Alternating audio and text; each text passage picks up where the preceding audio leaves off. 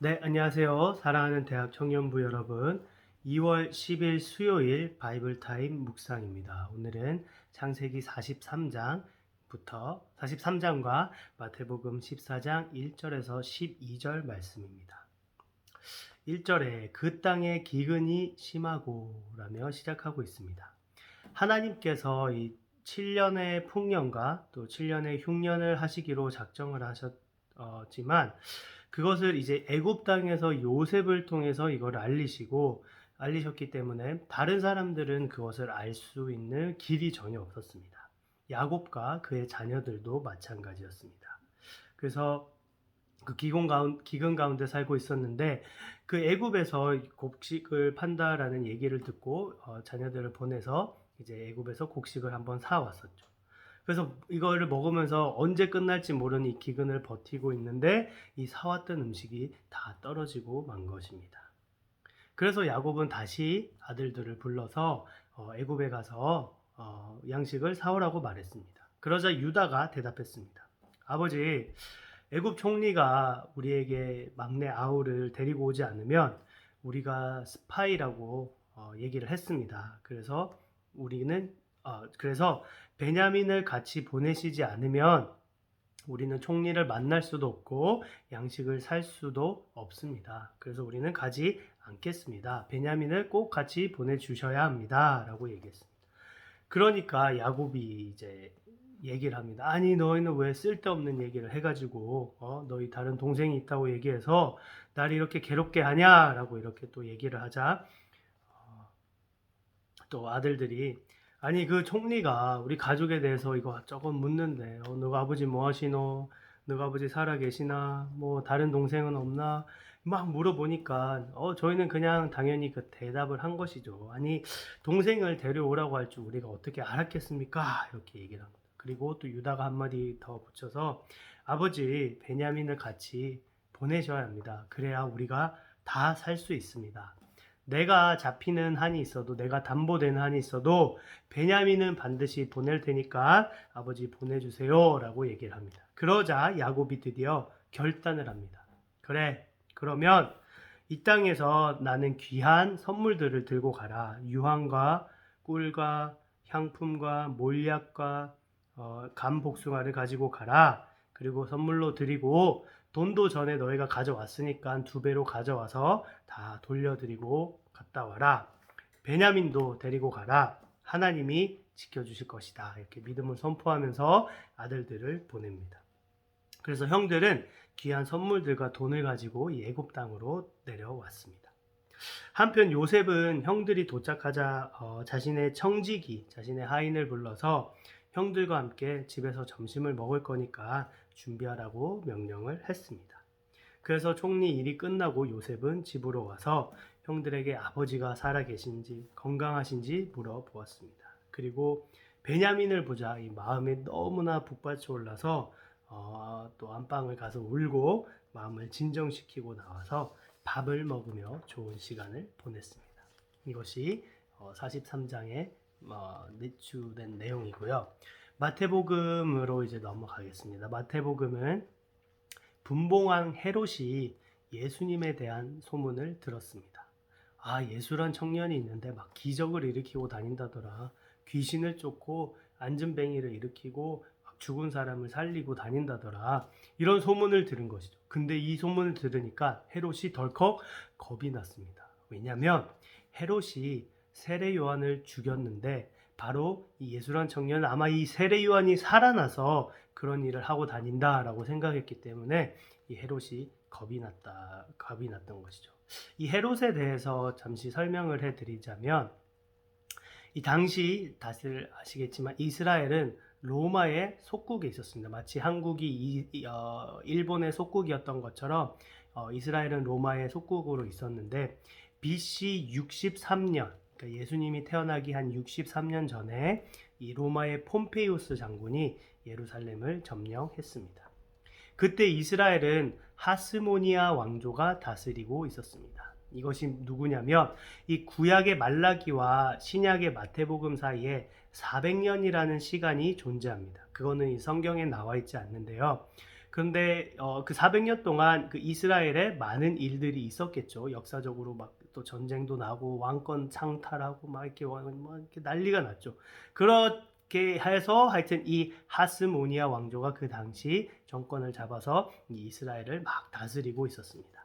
근데 로마가 쳐들어와서 이스라엘을 때려 부순 거죠. 그래서 폼페이오스 장군은 당시 그 로마의 정책이 로마가 완전 다스리는 게 아니라 어느 정도 종교의 자유를 주었기 때문에 대신에 종교와 정치를 완전 분리하는 정책을 가지고 있었습니다. 그래서 폼페이우스 장군은 종교적으로는 이 하스모니아 왕조의 후손 중에 한 명을 대제사장으로 세우고 정치적으로는 에돔 출신, 이 저번 주에 나눴었는데 그 에서의 후손들이죠. 에돔 출신의 안티파테르라는 인물을 총독으로 임명합니다. 이 안티파테르의 아들이 헤롯 대왕이 되고 헤롯 대왕이 아들들을 낳는데 4명의 아들들을 낳는데 첫째가 바로 오늘 마태복음에 나오는 분봉한 헤롯 안티파스입니다. 이름이 헤롯 안티파스입니다. 근데 성경에는 여러 헤롯이 나오기 때문에 어떤 헤롯인지 이게 알아야지 조금 정리가 되거든요. 그래서 여기 나오는 헤롯은 헤롯 안티파스입니다.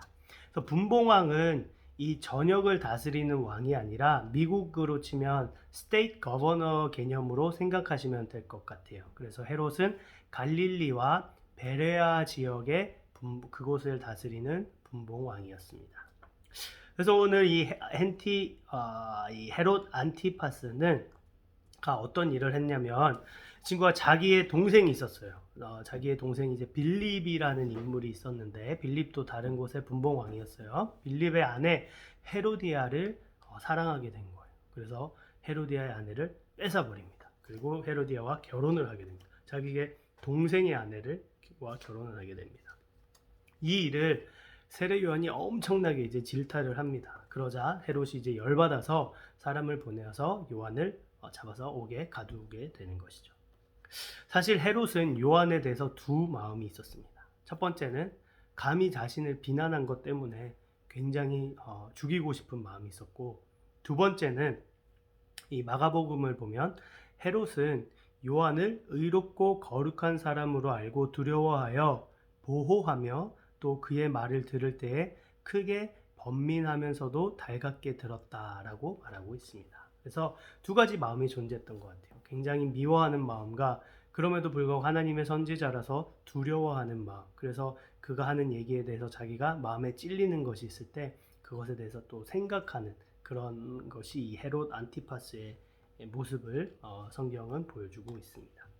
하여튼 이런저런 마음 때문에 결국 요한을 그대로 오게 놔두었는데 헤롯의 생일날 이 헤로디아의 딸, 헤로디아가 아까 얘기했죠. 이 자신의 동생의 아내였던 뺏었던 그 딸이 딸 살로메예요. 이름이 살로메인데 그 딸이 헤롯의 앞에서 이제 춤을 추는데 그것이 헤롯의 마음에 너무 기쁘게 했던 거예요. 그래서 아이고 너무나 예쁘니까 아이고 너 뭐 줄까 내가 나라의 반이라도 넣어주겠다 얘기를 했는데 이 딸이 엄마한테 쪼르르 가서 헤롯 왕이 나한테 선물을 준다고 하는데 뭐를 구할까요 하니까 이 헤로디아가 굉장히 요한을 미워하고 있었던 거죠. 그래서 이 요한의 목을 달라고 해라 라고 얘기를 합니다.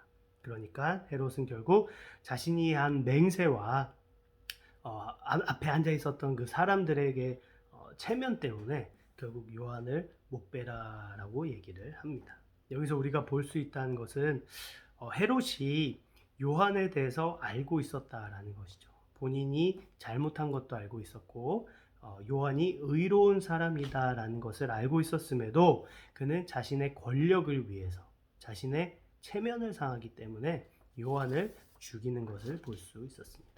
우리는 누군가가 우리에게 잘못을 말했을 때 그것을 잘 받아들이고 바로바로 회개하고 또 용서를 구하는 저희가 되기를 소망합니다. 그냥 간단하게 용서를 구하고 회개하면 되는 일인데 그것을 결국 시간을 끌고 또 피하고 도망가고 하다 보니까 결국 헤롯은 의로운 요한을 죽이게까지 되었습니다. 죄라는 것은 굉장히 무섭습니다. 감추고 피하고 도망갈수록 결국 이 죄가 더 큰 죄를 불러일으킵니다. 그래서 우리는 혹시 우리가 잘못할 수 있잖아요. 그런 게 있을 때 생각날 때 바로바로 회개해서 더 큰 죄를 안 만드는 저희가 됐으면 좋겠습니다.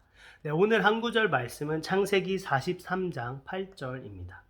유다가 그의 아버지 이스라엘에게 이르되 저 아이를 나와 함께 보내시면 우리가 가리니 그러면 우리와 아버지와 우리 어린 아이들이 다 살고 죽지 아니하리이다.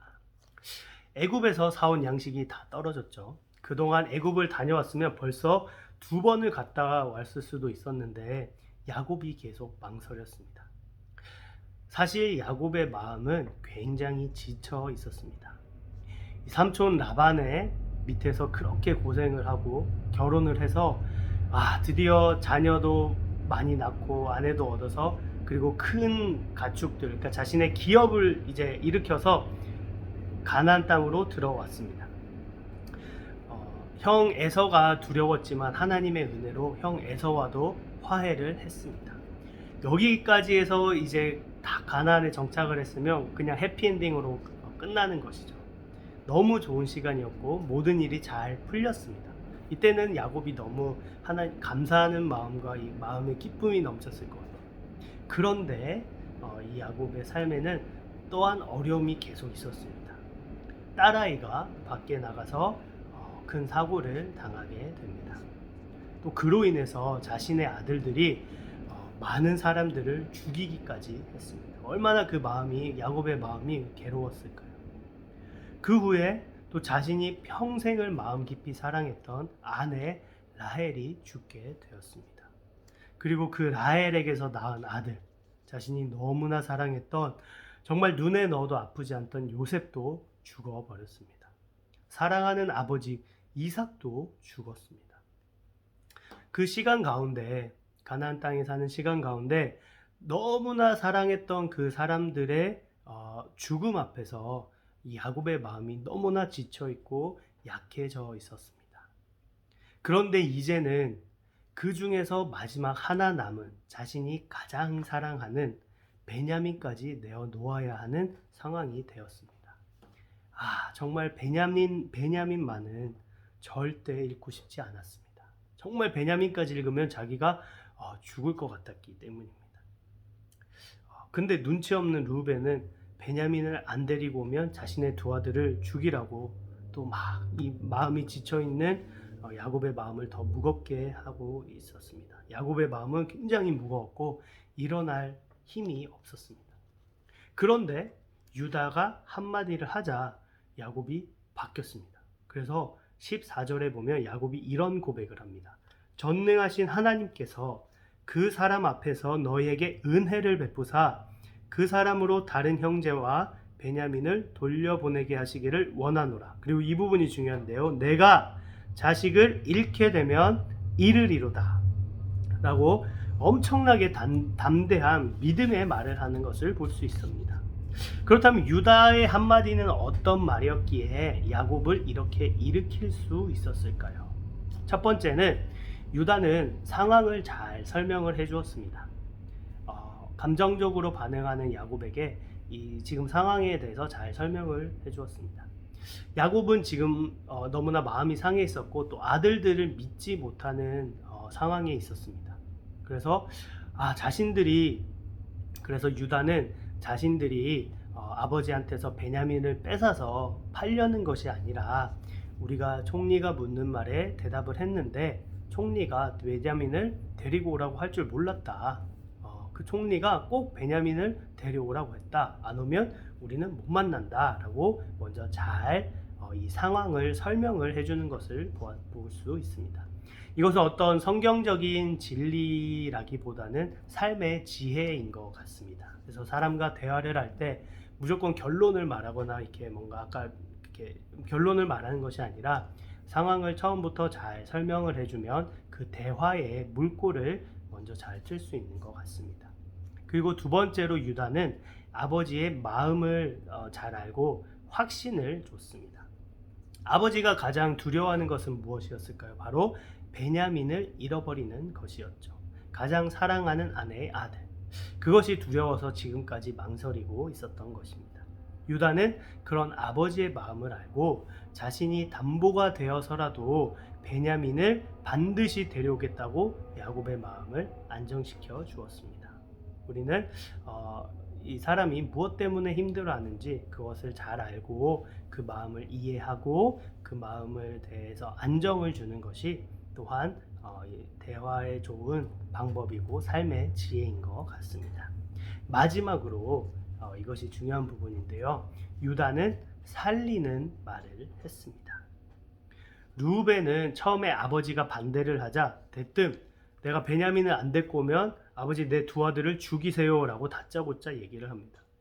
아니 지금 야곱은 이 가족들이 죽어가는 모습에서 굉장히 그 가족들이 이게 뭐 세월이 어쨌든 흘렀지만 가족들이 잃어버려서 마음이 지쳐 있는데 상해 있는데 그냥 자신의 손으로 사랑하는 손주들을 죽이라고 하니까 참 기가 막힐 노릇이 아닙니까? 근데 유다는 지혜롭게 얘기를 합니다.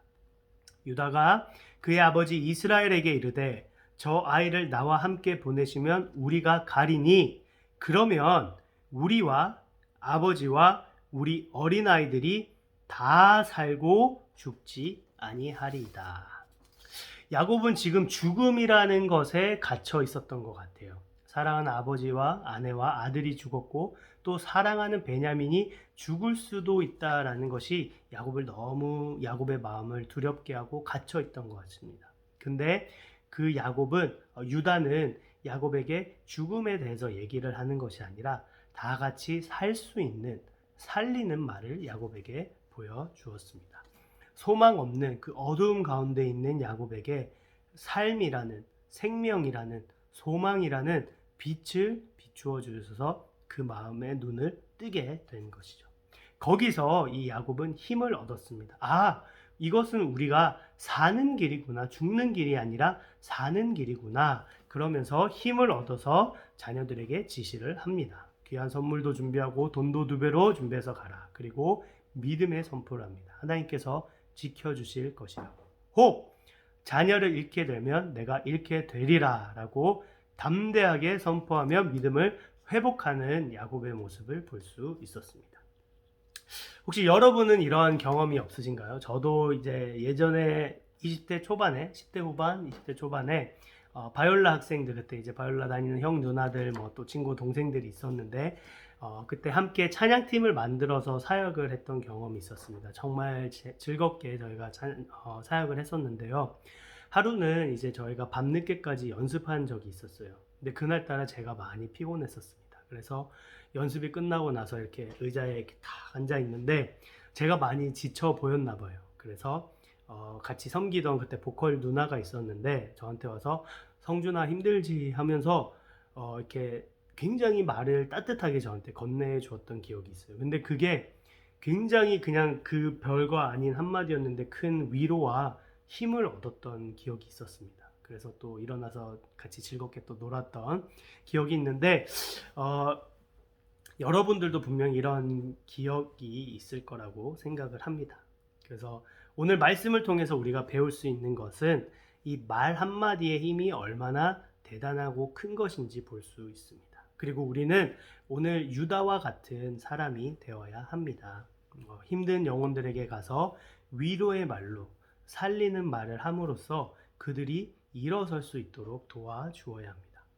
오늘 하루 하나님께서 생각나게 해주시는 그 사람에게 연락을 한번 해보면 어떨까요? 전화도 하고 아니면 문자를 하면서 그 사람을 살리는 응원의 메시지를 한번 보내보면 어떨까 생각합니다.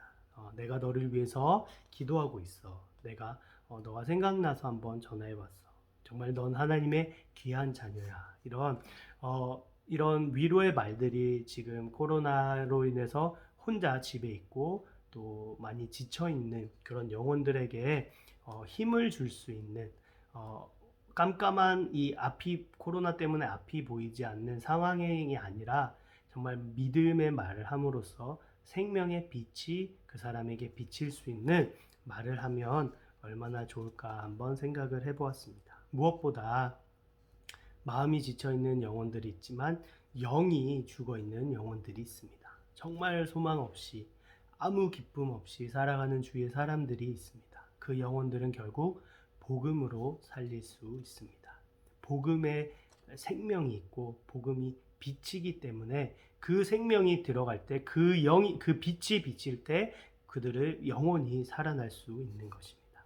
꼭 믿지 않는 친구들이 생각난다면 정말 하나님께서 전도하라는 거라고 생각을 하시고 정말 기도하면서 준비하면서 그 영혼들에게 정말 복음을 한번 전하는 시간이 되기를 소망합니다. 정말 예수 그리스도의 복음을 전해서 만약에 그 영혼들이 살아난다면 얼마나 내 마음에 기쁨이 있고 또 하나님께서 얼마나 기뻐 하실지 참 기대가 됩니다. 그래서 오늘은 말로 사람을 살리는 우리의 이 한마디의 말로 정말 우리가 받은 사랑으로 하나님께 받은 사랑의 그 말로 사람을 살리는 대청부가 되기를 소망합니다. 기도하겠습니다. 하나님 아버지 감사합니다. 오늘 유다의 말을 통해서 지쳐있는 정말 마음이 무너져 있는 그 야곱이 한마디의 말로 살아난 것을 보면서 이 말 한마디가 얼마나 귀한 것인지 배웠습니다. 주님, 저희도 예수 그리스도의 그 말로 정말 하나님의 말씀으로 회복된 것처럼 저희도 오늘 저희의 말로 정말 많은 사람들을 살리기 원합니다. 하나님 저희 마음에 생각나게 해주셔서 저에게 하나님 주셨던 그 사랑의 말을 또 복음을 또 전함으로써 우리 코로나 시대 가운데 지쳐있는 죽어있는 소망 없는 영혼들을 살릴 수 있는 저희 될 수 있도록 인도하여 주시옵소서. 감사합니다. 주님 사랑합니다. 예수님의 이름으로 기도합니다. 아멘. 우리 대청부 여러분 힘내시고 사랑합니다.